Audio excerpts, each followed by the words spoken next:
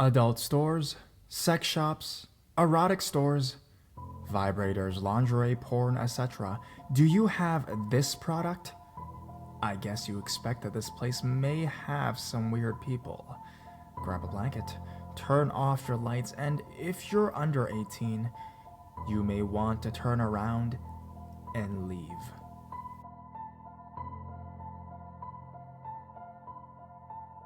Slice You. Found this sub a few days ago and wanted to share my story. It's slightly embarrassing in parts, but it's an anonymous throwaway, so whatever. I was about 25 at the time and out drinking with a friend the night it started. We ended up talking to some women at the pub most of the night and went back to their place. Just my luck, the woman I liked passed out on the couch, so I decided to walk home at 2:30 a.m. like an idiot. The city I live in is decent size, with good and bad neighborhoods. Unfortunately, I had to walk through one of the worst to get home, which was a few miles away. I only had about $10 to my name, so a cab wasn't happening. About halfway home, I pass a 24-hour adult novelty store, and of course my drunk brain decides it's a good idea to check it out. As I'm flipping through the latest issue of some smut mag, I notice they have an area with private booths showing videos. I really wish I had never walked in there. I stepped into a dark booth and deposit some quarters. The screen comes on, and there's a button to switch between different videos. To the side of the button, I see movement, so I look closer, and it's a small hole, and I can see an eye looking at me. Immediately, I got out of the booth and walked out, too embarrassed to tell the guy working. So I continued on my way home, a little grossed out, but glad I noticed the eye before it got a show. About 5 minutes of walking, and I get that feeling. I turn my head quick, and he freezes. He's across the street, about 100 feet behind me, but I can see him clearly from the streetlight. Looked to be in his 50s, with shoulder-length gray hair and a long pale face with penetrating eyes. We stared at each other for a second until I noticed he had something in his hand.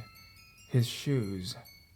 My first thought was, this guy is trying to sneak up on me, which pissed me off bad. I yelled "fuck you" in the deepest voice my vocal cords could muster, and he turned and walked back in the direction we came. My adrenaline was pumping at this point, and I was pretty scared, so I ran for a while, until I was positive the guy was long gone. A little more walking, and I'm finally home, safe in bed. Something wakes me up, and the clock says 4:30 a.m. A few seconds go by, and I hear it again, loud and clear. It's a cigarette lighter right outside my first floor window. I laid there wondering if this guy actually ran and followed me home. I didn't hear the lighter again, or anything else, but I stayed in bed listening until the sun came up. Once it was light outside, I looked out my window but saw nobody, so I grabbed a bat and went to look outside. The guy was gone, but he left me a note in the dirt under my window. Just 2 words. Slice you. My apartment lease was up in a month, and I spent that month paranoid and hardly sleeping. But luckily, I never saw him again. Once the lease was up, I moved across town, but I still wonder if I'll ever bump into him again.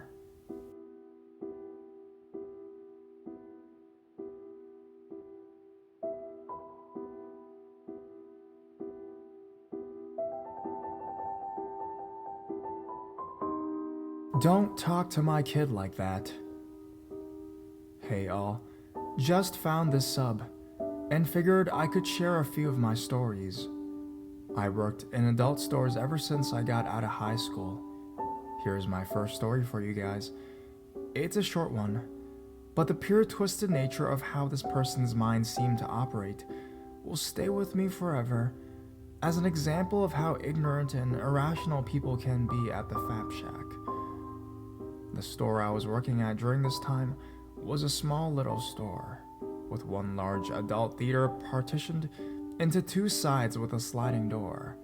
It was basically an open, non-private theater where the lines between gay and straight are always blurred. We like to call it the Fap Shack, and we call the regulars who frequented it bothers.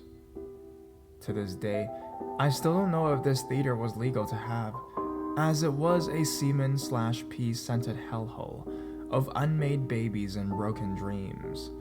So a middle-aged man, smelling like cigarettes, asks if he can go into the theater to buy some poppers. He complains about the price since he's only going to be there for about an hour. This theater charged a flat rate for 4 hours, no refunds, no partial deals. I just tell him the usual, that I can't do anything about the price.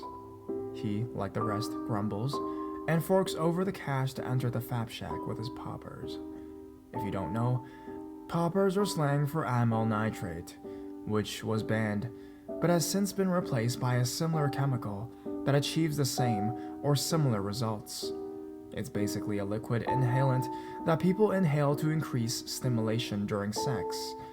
It's also known to loosen your anus muscles so you can receive the gift of giving. Basically, it loosens the butthole so you can do butt stuff better. People who use it tend to get addicted to it. At this point, the store is empty, and since I work the store alone, I step outside to get some fresh non-jizz laden air to have a cigarette. This is where I notice 2 kids, little boys, hanging out in a car. I pay no mind to it because the store is in a strip mall, and the kids could be waiting for anyone from any of the other establishments. After about 2 hours, old cranky cig man is tuckered out from the old Fap Shack to have a cig. This is where I realize those kids are his, and he starts to yell at them in public. "You little shits need to get back in the fucking car!" The kids did not give a single fuck and kept on playing around in the parking lot. So far, I'm not mad at the guy and haven't said anything over the issue. I am single, but I surmise it's hard to get any sexual activity if you have 2 kids. So I hold my tongue, of course, and keep my thoughts to myself. So after this Sigman must have realized that his time at the old porno store had come to an end, he comes to me and asks me for a second bottle of poppers. And am ringing him up. I see both of his kids licking the door to the porno store. One is licking the window, and the other is licking the handle of the door itself. I immediately tell the man what his kids are doing, thinking that he would be happy to know that I am preventing his kids from licking other people's STD and other bodily fluids that I shouldn't need name. I thought in my heart I was doing the right thing. But this wasn't reality. This was the twilight zone of reason. This was the porno store. Sigman flips out, throws the poppers bottle at me, and berates me for trying to tell his kids what to do. The man tells me I am ignorant and have no idea how to raise kids. As he leaves, I just pop out the door and say, "Thank you, sir, come again," as loud as I can so people in the lot can see him walking out of the Fap Shack. What a wonderful world we live in. Anyhow, I hope you like the story. If you all do, I will tell you more, because after 10 plus years, everything has happened and my soul has died a little inside.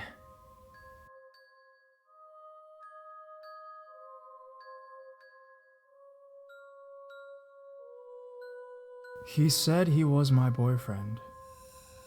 This happened last year while I was working at an adult novelty store. I had been recently engaged at the time, and practically everyone knew, from coworkers, family, friends, and even people in my apartment. I was working the weekend shift, trying to make some extra money for the wedding. I made my money off of sales, and to be honest, I was quite great at it. The late night weekend crowd did bring out some of the oddballs, but none of them compared to this guy. It was around 2 hours till closing on this Friday night. My shift lead and I were shooting the breeze about favorite TV shows, what have you. We noticed this guy waiting to be buzzed into the store. He was twitching a little, but we just took that as nerves for being a first-timer. My shift lead buzzes this guy in. He's short, pretty round, dirty, messy blonde hair, and a weird peach fuzz neck beard. This guy walks in and looks directly at me. His eyes were so wide, I felt like I was about to become this guy's dinner. We both greet him like we would any customer, and asks if he needs any help finding a particular item. He blushes and goes to the back of the store, where the women's lingerie is located. After a few minutes, we hear this guy moaning. My shift lead went to go check on him, and the guy immediately stopped. The creeper returned to the front of the store, walked right up to my counter, and asked if we carried any fleshlights. I told him no and gave him a card for a website that does. He was surprised at how nonchalant I was about the website, and even told him about all the types they carry. As I was talking the whole time, he was staring at my boobs, and my shift lead was, being the bluntest woman I know, screamed at him, "Her eyes are just due north of those melons, you idiot." The creeper then glared at her, and then asked me if he could purchase some Durex XXL condoms. Now, Durex XXL condoms are the longest condom on the market, approximately 9.5 inches. My shift lead and I had to hold back our laughter. This guy certainly did not have that kind of schlong. No offense, but we would rather you get a condom that fits rather than you trying to impress us. At this point, I didn't care what size he was, so I rang him up. He exited the store, and we busted out laughing. My shift ended uneventful, and I made my way back to my fiancée. The next day, I left my apartment and noticed there was a note pinned next to my door. It read, "Hope to see you soon," with a huge heart and a big smiling grin. I thought it was my fiancé and texted him, but he said he never left me a note. Weird.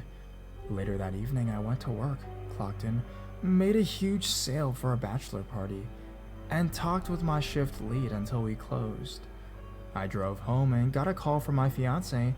He said that when he arrived home this evening, there was a note pinned to our door that read, "I miss you, beautiful," with another heart that had a big grin.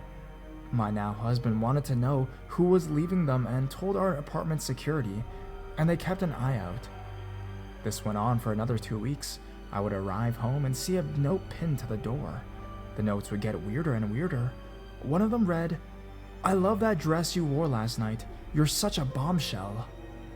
We couldn't figure out what time of day this person was leaving notes. That is until one night, at 5 in the morning, a security guard came knocking at my door. The security guard told us they got the guy that had been leaving us notes and showed me the guy's picture to see if I recognized him. I nearly dropped the dude's phone. It was the creeper that came to my work. The round, dirty blonde hair, peach fuzz neck beard guy. I almost hurled. My fiancé asked him how they got the guy. Apparently, an hour ago, security was making their late night round. I noticed this guy was just sitting on the hood of his car in front of our apartment.